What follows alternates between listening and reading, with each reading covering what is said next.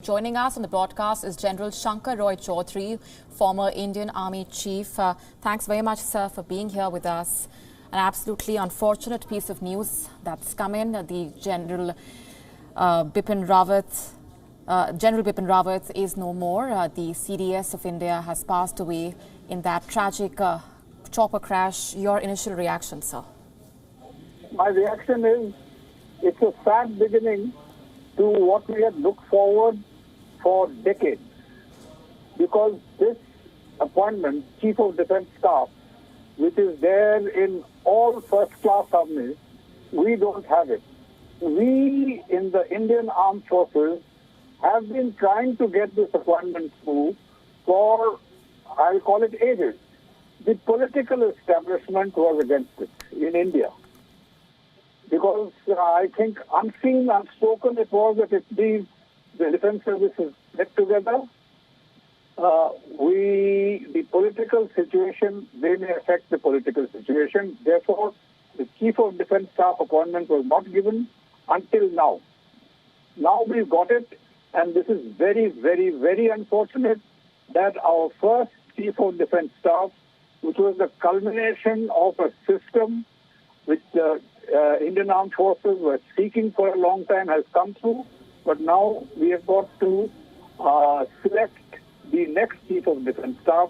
How to do it is another exercise. We have to compare the seniorities as well as the capabilities of the senior-most Army officer, the senior-most Naval officer, the senior-most Air Force officer, and then select. So the whole system has to be recast, and I'm sure we'll have to go about that now.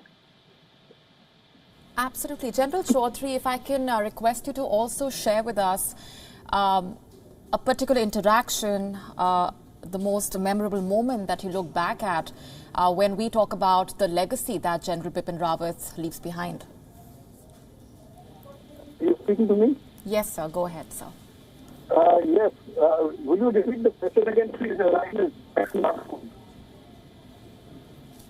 So your voice is cracking there. I was requesting you to share with us, if you would like, some interaction that you look back at when we talk about General Bipin Rawat's legacy and the absolutely challenging task that he has helmed when it comes to integrating the forces as well.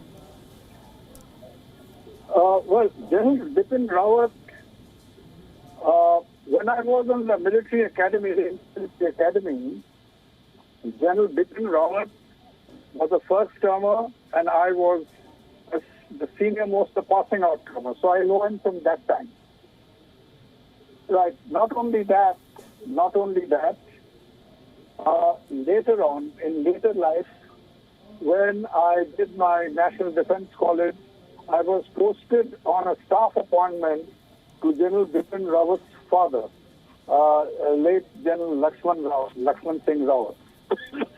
He was then DGS of one of our corps, frontline corps, and so I have acquaintance of him, not only as a cadet, but also as, I was in that sense, at one remove, I have been in touch with his family for a while before I had to move out.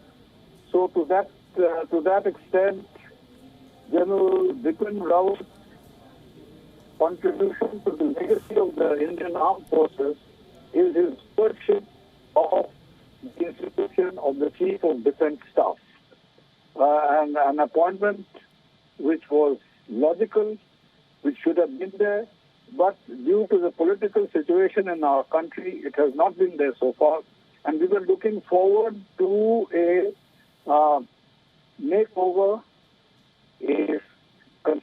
a new construction coming up, the Chief of Defence Staff to coordinate the actions of the three armed forces. But that, unfortunately, could not come about due to this unfortunate accident, and we'll have to work the whole thing out. In the meanwhile, of course, our deepest condolences to the family. We have met his wife earlier. So we are really very sad that this accident has taken place, and I wish things had turned out better. General Chowdhury, when we are talking about the legacy that the General leaves behind, for those uninitiated, if you can elaborate for our viewers how challenging this entire process must have been, helming the integration of the forces and weaving it together, and along with his immense contribution to the Indian forces. Yes, beginning the armed forces in our country are intensely individualistic. In America, before they had the Joint Chiefs of Staff, they had the Army, the Navy, the Air Force, and the Fourth Service, the Marines, who were always fighting amongst themselves. I think the President had to come out with an order, put his foot down and tell them to get on with it. In all armies this has happened, but now in the Indian Army too, that was the same. The services were intensely individualistic. Each chief has his own view. So now this institution which has come about, and General late now, Bipin Rawat, was chosen, selected, if you like, as the first Chief of Defence Staff of the Indian Armed Forces. Unfortunately, fate did not allow this experiment, for the Mendel experiment, to come to its full fruition. And we'll have to now go about selecting the next Chief of Defence Staff.